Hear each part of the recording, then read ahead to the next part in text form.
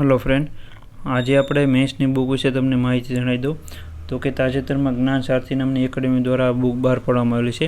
સારથી નામની અહીંયા મુખ્ય પરીક્ષાઓમાં જે જૂના પેપરો લેવાયેલા હતા તેના આન્સરો આપેલા છે. અહીંયા જે છે અહીં ઇતિહાસ, સાંસ્કૃતિક વારસો, ભૂગોળ, બંધારણ, નીતિશાસ્ત્ર, જાહેર વહીવટ, અર્થશાસ્ત્ર અને વિજ્ઞાન ટેકનોલોજી આ બધા વિષયોનો અહીંયા મેથ્સના પ્રશ્નો આપેલા છે જવાબ સાથે. જેમ કે તાજેતરમાં ડીવાયએસઓ મેથ્સ આવવાની છે, એસટીઆઈના ફોર્મ ભરવાનું ચાલુ છે, જીપીએસસી ક્લાસ 1-2ની મેથ્સ આવવાની છે, તો તે બધા વિદ્યાર્થી મિત્રો માટે આ બુક કામ આવી શકે છે. આના ઉપરથી તમને એક ખ્યાલ આવશે કે દરેક વિષયમાંથી, દરેક ટોપિકમાંથી કેવા કેવા મેથ્સના પ્રશ્નો પૂછાય છે જૂની પરીક્ષાઓમાં. એટલે તમને જે છે અંદાજિત ખ્યાલ આવશે કે આવા આવા પ્રશ્નોની તમારે તૈયારી કરવી. અને અહીંયા આન્સર સાથે આપેલું છે એટલે એ પણ તમને ખ્યાલ આવે છે કે મેથ્સમાં તમારે કઈ રીતના, કયા ટોપિકમાં કેટલું લખવાનું અને કઈ રીતના તમે લખી શકો છો દરેક મુદ્દાઓમાં, જેથી કરીને તમને વધારે ખ્યાલ આવે. અહીંયા પહેલાં ઇન્ડેક્સ આપેલી છે, એમાં તમને જણાવી દઉં કે કેટલા પેપરો અહીંયા આપેલા છે. તો અહીંયા બધું આખું લિસ્ટ આપેલું છે, કેટલા પેપરોના મેથ્સના આન્સરો બધાય આપેલા છે.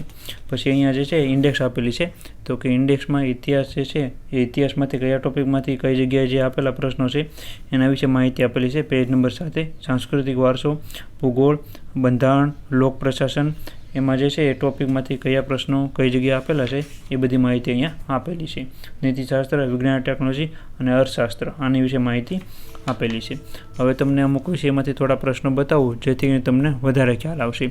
અને આ બુક તમારે એ માટે લેવાની જરૂર છે કારણ કે તમારે જો પ્રશ્નો જોતા હોય તો પ્રશ્નો પણ તમને દરેક વિષયને મળી જશે અને એ પણ સાથે જવાબ સાથે. એટલે તમને એ પણ ખ્યાલ આવશે કયા ટોપિકમાં કેટલું લખવાનું અને આની આજુબાજુના પ્રશ્નો પૂછાતા હોય તો તે પણ તમને ખ્યાલ આવશે અને કઈ રીતના પરીક્ષામાં પ્રશ્નો પૂછાય છે એ ખાસ એક તમને ખ્યાલ આવશે. અહીંયા પહેલાં ભારતનો ઇતિહાસ પહેલો ટોપિક આપેલો છે. એમાં એક સવાલ પૂછાયેલો હતો, ભારતમાં સિંધુ ખીણની સંસ્કૃતિ અને મહત્ત્વના ઉત્ખનન કરાયેલા સ્થળો જે છે એમાં મુખ્ય લક્ષણો જણાવો. તો કે અહીંયા જે છે એ આ જીપીસી ક્લાસ 1-2માં પૂછાયેલો હતો. 30 નંબરની એડવર્ટાઇઝમેન્ટ હતી 2020-21ની, એમાં આ પ્રશ્ન પૂછાયેલો હતો. તો અહીંયા એટલી મુદ્દામાં માહિતી બધી આપેલી છે. મુદ્દા અનુસાર આવી રીતના આ બધા તમારા ટોપિક લખવાના છે. તમારે જે છે વિડીયો પોઝ કરી અને આ પ્રશ્ન વાંચી શકો છો જવાબ સાથે, એટલે તમને આ બુકની ડિટેલમાં માહિતી ખ્યાલ આવશે કે આ બુકમાં કઈ કઈ માહિતી આપેલી છે, કઈ રીતના બનાવવામાં આ બુક આવેલી છે. અહીં રીતના એ બીજો પ્રશ્ન છે, ગુજરાતમાં મળી આવેલ હડપ્પી સંસ્કૃતિની વસાહતોની ટૂંકમાં સમીક્ષા કરો. આ જે છે એઓ પરીક્ષામાં હતું, અસિસ્ટન્ટ ઓફિસર પરીક્ષામાં હતું. તો કે અહીંયા જે 27 નંબરની એડવર્ટાઇઝ હતી 2019-20માં, તો તેમાં જે છે આ પ્રશ્ન પૂછાયેલો હતો તો તેની વિશે માહિતી આપેલી છે. અને આ બુક તમારે લેવાનો એ જ ફાયદો છે કે તમને ખ્યાલ આવશે કે કયા કયા ટોપિક જે છે એ કઈ રીતના તમારે લખવાનો હોય છે પરીક્ષામાં. અહીંયા તમે વિડીયો પોઝ કરીને બીજા પણ પ્રશ્ન વાંચી શકો છો. અને વિડીયો ગમે તો લાઇક કરી આપવા વિનંતી, જેથી કરીને મને પણ એવું થાય કે ના ઘણા બધા વિદ્યાર્થી મિત્રો વિડીયો જોવે છે અને એનો વિડીયો ગમે છે. અને આપણે બુક રિવ્યુ માટે લાવતા હોઈએ છીએ જેથી કરીને વિદ્યાર્થી મિત્રોને ખ્યાલ આવે કે બુકમાં કઈ કઈ રીતના માહિતી આપેલી છે, કઈ બુક લેવા જેવી છે, કઈ બુક નથી લેવા જેવી, કયા વિષયની જે છે એ નવી માર્કેટમાં બુક તાજેતરમાં આવેલી છે. એટલે જે નવા વિદ્યાર્થી મિત્રો હોય એને પણ ખ્યાલ આવે અને જૂના વિદ્યાર્થી મિત્રો હોય એને પણ જૂની બુક અપડેટ કરવાની હોય તો તે પણ ખ્યાલ આવી શકે. અને પૈસા અને સમય તો ખાસ કરીને જે વિદ્યાર્થી મિત્રો આપણી ચેનલમાં જોડાયેલા છે એને ખ્યાલ હશે કે સારો એવો તમારે પૈસા અને સમયની બચત થઈ જશે. કારણ કે તમે બીજી બુક લો એની કરતાં રિવ્યૂ જોઈને એક વખત બુક લો તો તમારે વધારે ફાયદો થઈ શકે છે. આવી રીતના ઇતિહાસના અહીંયા પ્રશ્નો આપેલા છે એ તમે અહીંયા જોઈ શકો છો. બધાય ટોપિક પણ અહીંયા આપેલા છે, જે પૂછાયેલા પ્રશ્નો છે એના વિશે માહિતી બધી અહીંયા આપેલી છે. એ તમને બીજા વિષયને પણ બતાવું જેથી કરીને તમને વધારે ખ્યાલ આવે. એ ઇતિહાસના પ્રશ્નો હતા. હવે તમને સાંસ્કૃતિક વારસાને તમે ટોપિક જોઈ શકો છો કઈ રીતના બધી માહિતી અહીંયા આપેલી છે. અહીંયા તમે જોઈ શકો છો, અહીંયા આપણે પહેલાં ભૂગોળના ટોપિક વિશે માહિતી આપેલી છે. તો અહીંયા તમે એ પ્રમાણે જોઈ શકો છો કે જે ટોપિક આપેલો હોય એના અલગ અલગ ટોપિક વાઇઝ બધા અહીંયા પ્રશ્નોના જવાબ આપેલા છે. આખી બુક આ જ રીતના બનાવવામાં આવેલી છે.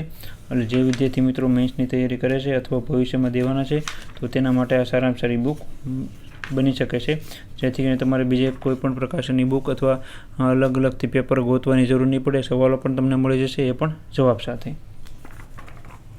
આવી રીતના એક અહીંયા તો.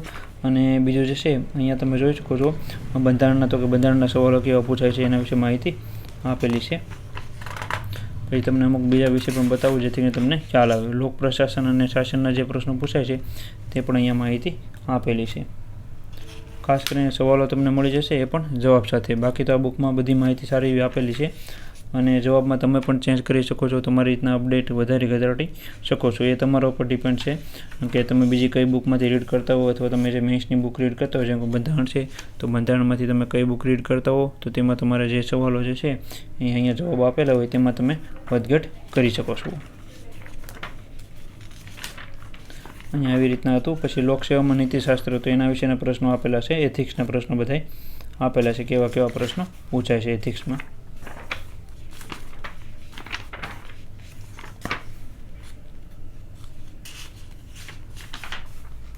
પછી આ બધા ભૂગોળના પ્રશ્નો છે એ પણ તમે જોઈ શકો છો વિડીયો પોઝ કરી. આવી રીતના આખી બુક બનાવવામાં આવેલી છે. અહીંયા પાછળ જે છે એ ઇકોનોમીના પ્રશ્નો આપેલા છે પરીક્ષામાં જે પૂછાયેલા છે એ બધા. આવી રીતના આખી બુક બનાવવામાં આવેલી છે અને આખી બુક તમને નહીં બતાવી શકું, આટલી તમને અહીંયા બુક બતાવી એટલે તમને ખ્યાલ આવી ગયો છે. આ બુકની પ્રાઇસ તમને જણાવી દઉં. આ બુકની પ્રાઇસ છે 699 રૂપિયા, પણ આમાં તમને ડિસ્કાઉન્ટ મળી જશે અને એ તમે નીચે કોન્ટેક્ટ નંબર આપેલો છે ત્યાં તમે ફોન કરશો તમને સંપૂર્ણ માહિતી જણાવી દેશે કે આ બુકમાં કઈ રીતના માહિતી બનાવવામાં આવેલી છે અને ટૂંકમાં કઈ રીતના જે છે આ બુક તમે ઘરે બેઠા ફ્રી કુરિયરમાં મંગાવી શકો છો. તેની સંપૂર્ણ માહિતી નીચે તમે કોન્ટેક્ટ નંબરમાં ફોન કરશો એટલે તમને મળી જશે. અને વિડીયો ગમે તો ખાસ કરીને લાઇક કરી આપજો, તમારા મિત્રોને પણ શેર કરજો, જેથી કરીને તેને પણ આ બુક વિશે માહિતી મળી રહે. આ માર્કેટમાં નવી બુક આવેલી છે અને મેથ્સ માટેની ગુજરાતીમાં, તો સારામાં સારી જૂના પેપરો જે છે એના તમારે જવાબ સાથે તમને મળી જશે. Thank you.